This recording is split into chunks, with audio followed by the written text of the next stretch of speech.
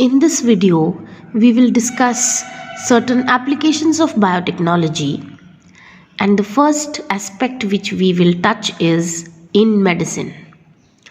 Medicine में biotechnology की applications को देखते हैं. फर्स्ट इंस्टेंस जो है वो है जीन थेरेपी का, कि बायोटेक्नोलॉजी ने किस तरह से जीन थेरेपी में काम किया है.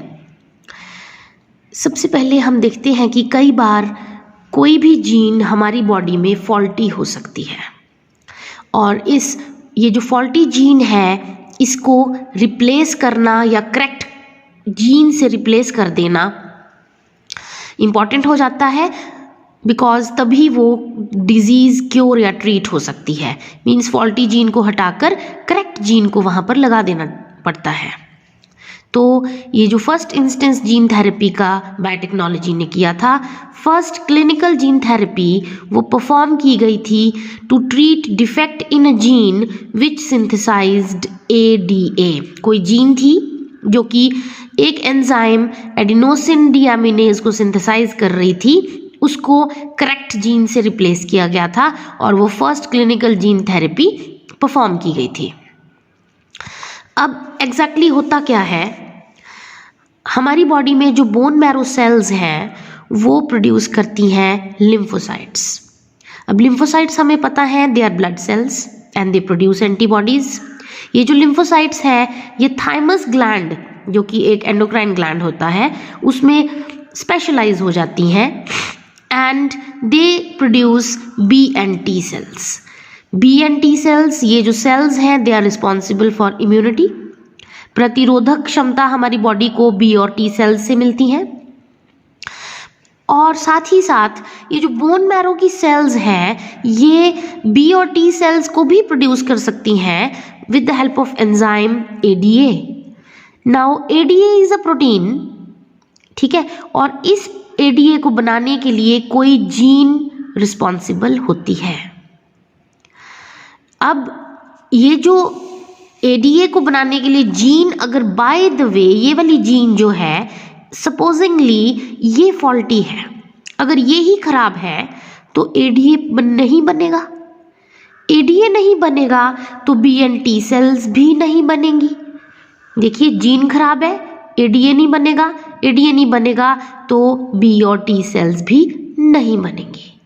अब B और T सेल्स अगर नहीं बनती हैं, there will be no immunity. Babies will be born without immune system. Immune system होगा ही नहीं बॉडी में, and there will be chances of occurrence of all diseases. There will be chances of occurrence of all diseases here. Chances of occurrence of all diseases. सभी प्रकार की बीमारियां उस individual को लग सकती हैं जिसकी ये वाली जीन फॉल्टी है, ADA नहीं बन रहा है, B and T सेल्स नहीं बन रही हैं, और इस सभी के कॉम्बिनेशन को हम बोल देंगे SCID, which stands for Severe Combined Immunodeficiency.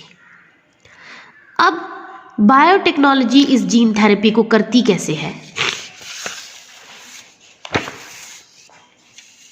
सबसे पहले देखते हैं first instance of clinical gene therapy वो परफॉर्म किया गया था एक 4 साल की लड़की के ऊपर, on a 4-year-old girl, and the first clinical gene therapy was done in 1990. ठीक है, इस प्रॉब्लम को साइंटिस्ट्स ने सॉल्व कैसे किया? साइंटिस्ट्स ने ADA बनाने वाली जीन को जो है आइसोलेट किया. ADA सिंथेसाइज करने वाली जीन को साइंटिस्ट्स ने आइसोलेट कर लिया और इस जीन को इंट्रोड्यूस कर दिया lymphocytes of the particular patient who was suffering from ADA deficiency. क्या किया? ADA बनाने वाली जीन को आइसोलेट किया, पहले निकाला और इंट्रोड्यूस कर दिया पेशेंट के लिम्फोसाइट्स में. देखिए कैसे किया. ये पेशेंट का लिम्फोसाइट है बाय द वे.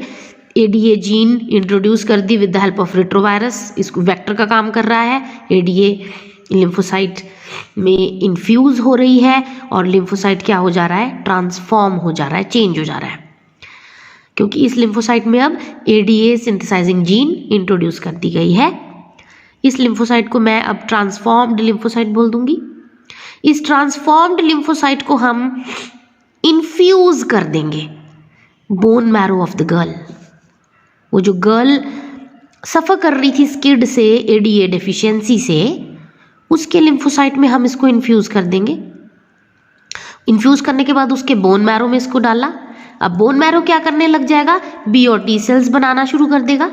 बी और टी सेल्स बनाना शुरू कर देगा तो इम्यून सिस्टम रिवाइव हो जाएगा। इम्यून सिस्टम उस गर्ल का रिवाइव हो गया who was suffering from ADA deficiency and skid, severe combined immuno deficiency. But यहाँ पर एक प्रॉब्लम रहती है कि ये जो इम्यून सिस्टम रिवाइव हुआ है, इसे रिवाइव करने के लिए बार बार लिम्फोसाइट्स को ट्रांसफॉर्म करना पड़ता है। मींस ये वाला स्टेप बार बार परफॉर्म करना पड़ता है, क्योंकि यहाँ पर मेमोरी नहीं है इस इम्यून सिस्टम के पास, अगर एज ऑर्गेनिज्म की बढ़ गई है। बट अगर यही ट्रीटमेंट हम जाइगोट वाली कंडीशन में दे देते हैं, जब 2 या 3 सेल्ड जाइगोट है, तो उस दौरान जो है लॉन्ग टर्म इम्यूनिटी मिलने की संभावना पेशेंट को रहती है। मींस जितनी अर्ली जीन थेरेपी दे दी जाएगी उतना अच्छा रहेगा, वरना विद एज जो है रिवाइवल करना मुश्किल हो जाता है और बार बार इम्यून सिस्टम को रिवाइव करना पड़ता है। ठीक है, this was the first application of biotechnology in gene therapy. Thank you.